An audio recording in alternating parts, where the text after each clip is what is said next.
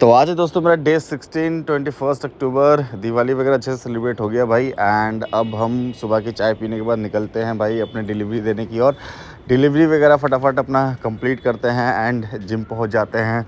मेरे जो क्लाइंट है वो भी आने वाला है तो उसका थोड़ा वेट कर लेते हैं। एंड जिम आने के बाद फटाफट भाई हमने अपना प्री वर्कआउट लिया। प्री वर्कआउट लेने के बाद वार्म अप वगैरह किया, स्ट्रेचिंग वगैरह करने के बाद हम आ गए अपने मेन वर्कआउट की ओर। और आज हम अपने वर्कआउट में परफॉर्म करने वाले हैं चेस्ट और ट्राइसेप्स के मसल को।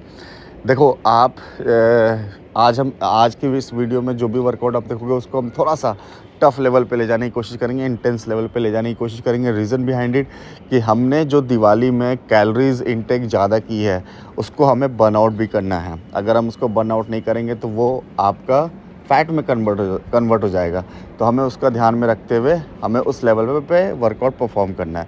तो भाई हमने पहला वर्कआउट जो रखा है वो फ्लैट बेंच प्रेस रखा है। इसके साथ हम डंबल भी परफॉर्म करेंगे, यानी आपका ये सुपर सेट हम परफॉर्म करने वाले हैं।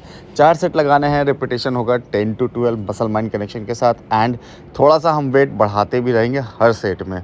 आपने देखा है लास्ट सेट चल रहा है भाई का एंड यहाँ पर भाई पूरे तरीके से अपने गिव अप कर चुका है भाई ने, क्योंकि बहुत ही अच्छा वर्कआउट और सेट्स भाई ने परफॉर्म किया है मसल माइंड कनेक्शन के साथ। अच्छे फॉर्म के साथ भाई ने परफॉर्म किया है। मेरा काम होता है बस वर्कआउट अच्छे से देखना, करवाना, ताकि भाई से कोई गलती अगर हो तो वहाँ पे उसे रोककर सही कर दिया जाए। तो भाई ये था हमारा फर्स्ट सेट चेस्ट वर्कआउट का। एंड आप देखो भाई का पंप अभी से ही अच्छा आ रहा है। अभी तो 2-3 वर्कआउट और बाकी है। साथ ही भाई मैंने भी अपना वर्कआउट कंप्लीट किया है क्योंकि मुझे भी साथ साथ करना है। तो भाई सबसे पहले मैंने भी अपना फ्लैट बेंच प्रेस लगाया 100 किलो से। एंड ये मेरा लास्ट सेट है। रेंज ऑफ मोशन की बात करूँ तो आप देख लो बिल्कुल सही जा रहा है। करेक्ट फॉर्म में हम वर्कआउट कर रहे हैं। फुल रेंज ऑफ मोशन हमें लेके चलना पड़ता है। जो लोग भाई वेट ज़्यादा रखते हैं and half range of motion मारते हैं उनको मैं बस इतना कहूँगा भाई फुल रेंज ऑफ मोशन मारना स्टार्ट करो, जिससे कि आपके मसल ग्रोथ ज़्यादा एक्टिव हो और अच्छे से आप आपके मसल ग्रोथ को अचीव कर पाओ। तो भाई ये मेरा लास्ट सेट था 100 किलो से। इस पर मैंने 3 से 4 रैप निकाले हैं। एंड उसके बाद फिर हमने परफॉर्म किया इंक्लाइन बेंच प्रेस। यहाँ भी भाई मैं अपने 100 किलो से ही कर रहा हूँ। मैं कोशिश ये करता हूँ कि जितने हेवी वेट कर रहा हूँ तो मैं सेल्फ जितना निकाल पाऊँ उतना निकालूँ, उसके बाद मैं फिर किसी का सपोर्ट लेता हूँ। मैं बहुत सारे भाइयों को देखता हूँ कि स्टार्टिंग के सेट से ही भाई सपोर्ट लेने लगते हैं। बिल्कुल नहीं, जितना आप निकाल सकते हो आप निकालो, उसके बाद आप सपोर्ट लो, वो ज़्यादा आपके लिए बेनिफिट रहेगा। फिर भाई को हमने इंक्लाइन बेंच प्रेस कराया एंड भाई को यहाँ पर थोड़ा सा हम ड्रॉप सेट करवाएंगे। Drop set super set I believe सबको क्लियर होगा। नहीं हो तो भाई कमेंट कर देना, मैं बता दूंगा या उस पर एक अलग से वीडियो बना दूंगा। तो भाई यहाँ पर हम ड्रॉप सेट भाई से करवा रहे हैं। वेट आप देख सकते हो 20 kg है, प्लस आपका 20 kg का रॉड हो गया, यानी 60 kg भाई जो है वो लिफ्ट कर रहा है और लास्ट सेट है। एंड भाई यहाँ पर ऑलमोस्ट टूट चुका है, लेकिन हमें अभी और थोड़ा सा इसको एक्सट्रीम लेवल पे लेके जाना है, जिससे कि जैसा मैंने बताया है कि हमें कैलोरीज बर्न आउट करना है, जिससे कि जो कैलोरीज हम लिए हैं वो फैट में कन्वर्ट ना होकर मसल में कन्वर्ट हो। तो भाई ये हमने ड्रॉप सेट के फॉर्म में परफॉर्म किया है। 20-20 किलो लगाया था। उसके बाद फिर हमने भाई 10-10 केजी का जो प्लेट है उसको हटा दिया है फिर 10-10 केजी से। एंड पूरे आप फॉर्म को देखो, बहुत ही सही फॉर्म में वर्कआउट करना है। इंक्लाइन मतलब कि आपका अपर चेस्ट ट्रेन होना चाहिए, और अपर चेस्ट ट्रेन होने के लिए आपका सबसे अपर यानी जो आपका चेस्ट का पोर्शन होता है वहाँ पे बार का टच होना ज़रूरी है, जैसा आपको वीडियो में दिख रहा है। उसके बाद आप उसको ऊपर की ओर ले जाओ। एंड सपोर्ट की बात करूँ तो आप देखो मैं भाई को किस तरीके से सपोर्ट कर रहा हूँ। ये नहीं कि मैं ही लिफ्ट कर रहा हूँ, कर भाई रहे हैं। मेरा सिर्फ अगर भाई 80 to 85% भाई लिफ्ट कर रहे हैं तो मेरा सपोर्ट सिर्फ इतना है कि कहीं बार नीचे ना आ जाए या फिर कोई इंजरी के चांसेस ना हो जाए। इस बात का हमें ध्यान रखना होता है। एंड दिस इज़ जो रियल सपोर्ट होता है वो यही होता है। तो आप लोग भी अगर वर्कआउट कर रहे हो तो आप जिससे भी सपोर्ट ले रहे हो उस ध्यान रखो कि वो सपोर्ट इस हद तक ना दे कि आपका जो लिफ्ट हो रहा है वो कम हो रहा है, उसका सपोर्ट ज़्यादा हो रहा है, नहीं तो वो सेट कोई वैल्यू नहीं रखेगा भाई। तो इसका आपको ध्यान रखना है। एंड लास्ट में भाई मैंने दोनों प्लेट निकाल दिए हैं। एंड यहाँ पे खाली रोड से भाई को बोला है कि 15-20 मार दो, जिससे कि अच्छा चेस्ट आपका पंप हो जाए। और भाई ने परफॉर्म किया भी है।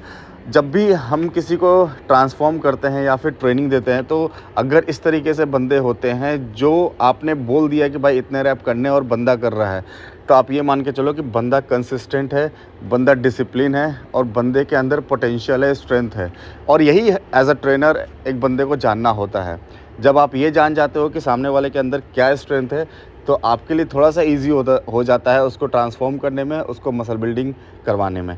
उसके बाद भाई हमने थर्ड सेट लगाया है डिक्लाइन डंबल से। आपके लोअर चेस्ट के लिए होता है। चेस्ट में 3 ही पार्ट होते हैं आपका, अपर, मिड और लोअर। उसके लिए आपको जो बेसिक वर्कआउट है उस पे ही जाना होता है, उसको ही फॉलो करना होता है, उसको ही परफॉर्म करना होता है आपके एक अच्छे मसल को डेवलप करने के लिए।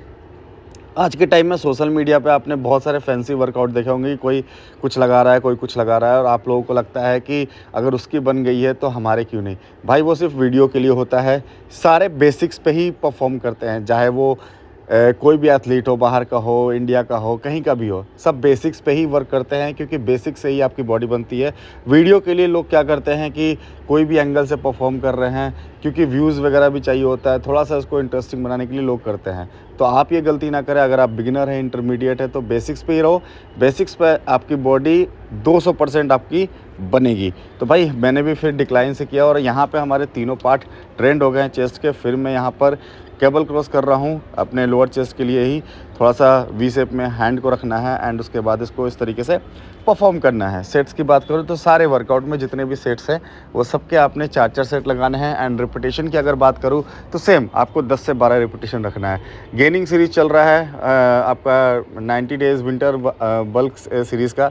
तो भाई हमें हर सेट में वेट को बढ़ाना है, तभी आपके मसल्स ग्रो करेंगे, तभी आप एक जो आपका ट्रांसफॉर्मेशन आप सोच के चल रहे हो वो आपका डेवलप होगा। और हर रैप को फील करो भाई एक अच्छे मसल ग्रोथ के लिए। तो भाई यहाँ पर केबल क्रॉस करने के बाद हमारा ऑलमोस्ट चेस्ट का वर्कआउट ख़त्म हुआ है। और हाँ, मैं एक चीज़ और कहूँगा कि अगर आप चाहो तो इसमें पुशअप्स भी ऐड करो। पुशअप्स भी बहुत इफेक्टिव वर्कआउट होता है चेस्ट के लिए। अब टर्न आता है भाई हमारे ट्राइसेप्स का। तो जब हम चेस्ट ट्रेन करते हैं तो हमारा 70-80% ट्राइसेप्स जो है वो ट्रेन हो जाता है। तो हमें ट्राइसेप्स में 2 से 3 वर्कआउट भी अगर हम कर रहे हैं तो वो सफिशिएंट है। तो भाई पहला हमने केबल से किया, पूरे ट्राइसेप्स को कॉन्ट्रैक्ट करना है पीछे की ओर ले जाके, जिससे कि हमारा ट्राइसेप्स मसल पे ही हिट पड़े जब हम सेट्स को परफॉर्म करें। आप देखो यहाँ पर मैं ट्राइसेप्स के लिए परफॉर्म कर रहा हूँ। मेरा मूवमेंट देखो, बॉडी फिक्स है, सिर्फ ट्राइसेप्स को मैं इन्वॉल्व रखा हूँ अपने सेट्स को पूरा करने के लिए। और this is what we call real workout. जब भी आप किसी भी बॉडी पार्ट को ट्रेन करते हो, चाहे वो चेस्ट हो, बैक हो, बाइसेप्स हो, ट्राइसेप्स हो, लेग्स हो, कुछ भी हो, तो आपका वो बॉडी पार्ट इन्वॉल्व होना बहुत ज़रूरी है। आप सिर्फ बॉडी मूव कर रहे हो, उससे आपको कोई रिज़ल्ट नहीं मिलने वाला है। तो आपको वेट भी उतना ही रखना है, आपको अपना फॉर्म भी सही रखना है, जिससे कि आपका मसल पार्ट इन्वॉल्व ज़्यादा से ज़्यादा हो, तभी आपको एक अच्छा रिजल्ट मिलेगा। फिर हमने सेकंड वर्कआउट ये किया। ये भी आपके ट्राइसेप्स के लिए बहुत ही ज़्यादा इंपॉर्टेंट और इफेक्टिव होता है। सबके हमने 4-4 सेट लगाए 10 to 12 रिपीटेशन के साथ। फिर भाई को भी हमने परफॉर्म करवाया ट्राइसेप्स के लिए अच्छे तरीके से। जब भी कोई बिगिनर अगर आपके जिम में आता है और वो ट्रांसफॉर्म के लिए सीरियस है, तो आपका पूरा फोकस होना चाहिए कि उसको अच्छा वर्कआउट करवाएं, उसको सही चीज़ें बताएं, हर वर्कआउट को उसको बताएं कि ये वर्कआउट हम क्यों कर रहे हैं, इससे हमारे किस मसल पार्ट पे क्या ट्रेन होने वाला है। एंड लास्ट में भाई हमने 1 आर्म डंबल से किया। ये भी आपके ट्राइसेप्स के लिए बहुत अच्छा वर्कआउट है। अगर आप चाहो तो इसको केबल से भी कर सकते हो। जो केबल होता है आप नीचे उसको सेट करके आप ऊपर की ओर इसको परफॉर्म कर सकते हो। तो इस तरीके से भाई हमारा टोटल वर्कआउट जो है चेस्ट और ट्राइसेप्स का वो कंप्लीट हुआ। वर्कआउट के बाद हमने भाई थोड़ी सी की पोजिंग कि भाई हमने जो दिवाली में खाया उसमें कितना, चूँकि भाई गेनिंग कर रहा हूँ तो थोड़ा बहुत फैट है, बट मैं मसल्स की बात करूँ, डिफिनेशन की बात करूँ तो आप लोग देख सकते हो।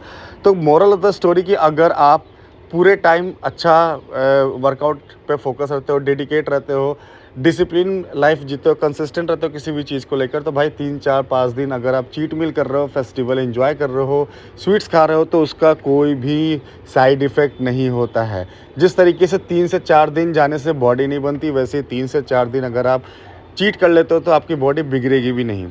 तो भाई आप लोग भी ये कॉन्सेप्ट अपने दिमाग से निकाल दो कि ये खा लेंगे तो बॉडी ख़राब हो जाएगी, ऐसा बिल्कुल भी नहीं होगा। पोजिंग करने के बाद भाई हम आ गए घर आने के बाद हमने भाई सिंपल खिचड़ी और सैलेड ये सारी चीज़ें रखी, जिससे कि हमारा जो कल जो हमने खाया है वो मैनेज हो जाए। तो ये था भाई आज का हमारा व्लॉग। वीडियो कैसी लगी हो ज़रूर बताना।